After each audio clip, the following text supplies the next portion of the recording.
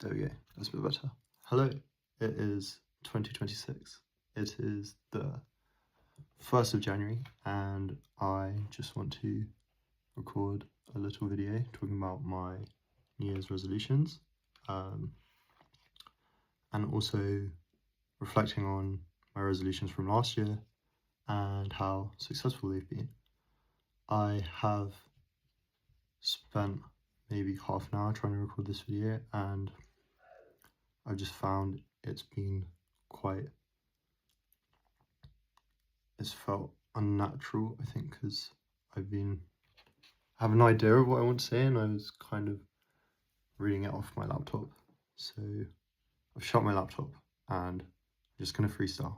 We're going to see how this goes. So getting into my resolutions from last year, I had 3 resolutions and these all kind of translate over to my resolutions for next year as well. My first one was I wanted to run 300k. My second was I wanted to read on the tube during my commute before work. And my third was I wanted to create a new income stream for myself in addition to my 9-to-5 job. So for the first one, this has been a great success. I've run more than 300k this year. I've actually run 477k, and this has turned out to be an average of 1.3 runs per week and includes 4 half marathons over the year. So very happy with my running. Reading on the tube, initially this did not turn out as expected. I found that it was quite difficult to read on the tube since it can be very busy and I'd have to stand and I just didn't really like it. I then moved on to try listening to audiobooks. This didn't really work either. I found that I was just too tired. The audiobooks wouldn't go in. I would realize 20 minutes later nothing's gone in and I might have to re-listen to the whole section again. So I found I didn't really like that. And I actually ended up discovering that I enjoy listening to audiobooks when I'm running longer runs being more than 5k. Because I found that for these longer runs I'd get bored listening to music, and I usually spend maybe the first portion of the run listening to an audiobook now, and maybe the last 5k, 2k listening to music, just to push me through to the end. Anyway, so yeah, at the start of the year I found that reading on the tube in the morning didn't really work, but then in October I moved house and I'd get a different tube line, and now I'm able to sit down on the tube every day, and I gave it another go reading on the tube, and now it's working for me very well. Might be to do with my sleeping as well. I just feel more fresh in the morning and I find it feels very productive and better than just sitting listening to music. Although I do find in the evening when I'm heading home from work, I still just feel too tired and I just want to play puzzles or watch YouTube, and I'd just rather do that than reading. Anyway, so even though this wasn't successful for me at the start, I actually do now read on the tube in the morning. So this is also a success. Then if we go to my third, which was create a new income stream for myself, this one has not been a success, and I think it was quite ambitious looking back. And I'll just go into where this stemmed from. So I really enjoy programming and building apps. I think I just wanted to take this a bit more seriously in 2025. So I set myself this goal of one new income stream, I guess to give me a bit of direction.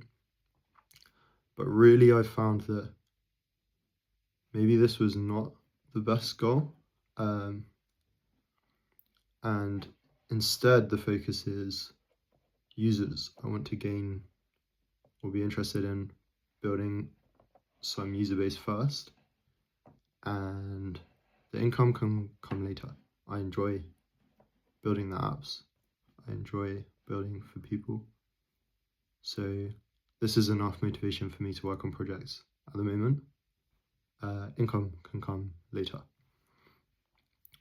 But yeah, in terms of me not being able to do this, I had two main projects this year.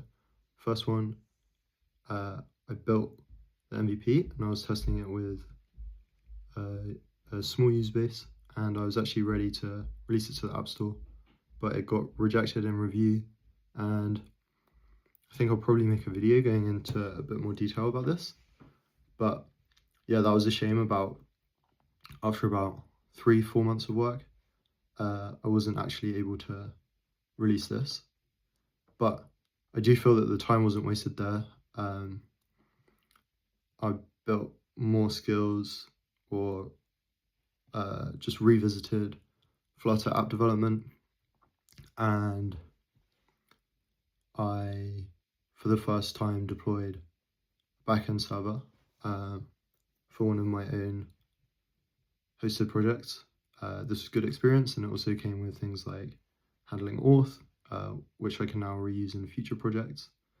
So yeah, this was the first 4 months of the year, and then following the App Store rejection, I moved on to another project called House Price Alerts, and this project is actually maybe about 95% complete. I just never got around to releasing it and getting it out there. I think what I found was I could get to the end, but there was then just so much more work I'd have to do after that because I don't have any interested users. I'd have to share it and get people to use it, and this just seemed like a very heavy task, and I think I just put it off until it hasn't been done. I haven't finished it, and again, this is not really wasted work. I can revisit this if I find that there is demand for this, and I think this helped me realize that I needed to pivot, and instead of working on MVPs without any idea of whether people will be interested, I need to first gather this user interest and really drive what work I'm doing based off where is the demand. So this was a very valuable learning for me and has shaped the way that I'll approach things in 2026 and probably beyond. Then I kind of worked on this for another 3 or 4 months. So following this house price alerts project, in fact, whilst I was doing this project, I found that I was getting frustrated with how I was doing things on AWS with deployments of databases, also just the app servers and scheduled jobs. I didn't really like the workflows that I was using on AWS, and I felt I'd much rather just have a Kubernetes cluster. So then I decided that it'd be valuable to set up my own cluster, and this would be a great platform for all my applications in the future. So I set up a Kubernetes cluster with Oracle Cloud, and again, although this wasn't creating a new income stream for me, this provides a great platform for me to develop projects in the future. And this means that I can very easily spin up new servers, new databases, scheduled jobs, and this is now very lightweight, easy to do, and won't cost me more money for new app servers which don't have any users, where I was finding with AWS, you still have to pay for these resources. And I don't know, I'm sure there's ways that you can not do this, that you can not pay. I was just finding it confusing. There's lots of different ways to do things on AWS, and I decided that I know Kubernetes, why not set it up this way? And also, if any of these apps do gain some traction and user interest, you can scale things very easily on Kubernetes. So yeah, didn't achieve a new income stream, but still lots of hard work put in, and I don't think it was for nothing. And I think I've said it in videos before. At the end of the day, I don't know what I'm doing, and I would much rather try and fail and learn than not try, not learn. So now, looking forward to 2026. I have, as I said before, 3 resolutions for this year, quite closely aligning with the resolutions for last year. And my first is, instead of 300k, I'm bumping that up to 500k. I ran just under 500k last year in 2025, and I think without much change to my habits, I would be able to hit 500k. And then with this kind of unofficial goal, I'd quite like to run a half marathon every month next year. No particular reason, I enjoy half marathons. I want to, I guess, do them a bit more consistently. So on to point 2. This is also simple. I just want to continue reading on the tube. I think it's a great habit I've got into, and I just want to keep it up. I also I'm aware that I'll likely be moving house again when my current tenancy changes, and I'd quite like to move closer to my office, so I won't have the same time to read on the tube. So I just want to make sure that this year, when that changes, I find a suitable, or I just replace this habit of reading on the tube with some other time, maybe half an hour before bed or something like this. Onto the final resolution for 2026 is, if we reflect on how my work went this year, instead the focus is now not on I want to create one new income source, or I want to create one app with X many users. I think it's very ambitious, and there's lots of things out of my control here. And instead, what I want to do, and I spoke about this in my previous video, is just pivot my mindset and be more focused on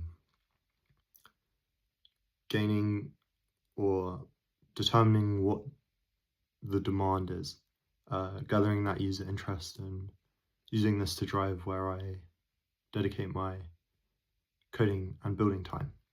And so what this will look like is, I want to build up a portfolio of ideas and gather user interest based off mailing lists and this kind of thing, but also post videos to this channel about my ideas, what I've been working on, and just build up a bit of a following so that I can see where the demand is and use what you guys are interested in to help me know that I'm working on the right things. So yeah, a bit of a pivot to engaging with users and people of interest. So the number that I put against this resolution is, I just want to release, as a very bare minimum, I want to release the 26 bi-weekly stand-up videos, and I want to commit to this for the year. And even if that means posting a video saying I haven't done anything over the past 2 weeks, I just want to post 26 videos explaining how the work is going, and just get into the habit of posting more on this channel, as I think this will be beneficial for my journey in, well, this Project North Star. I want to work towards creating an app with 100,000 active users. So that brings me to the end of my 2025 resolution review and 2026 resolution setting. I hope this hasn't been too long-winded and too much of a ramble.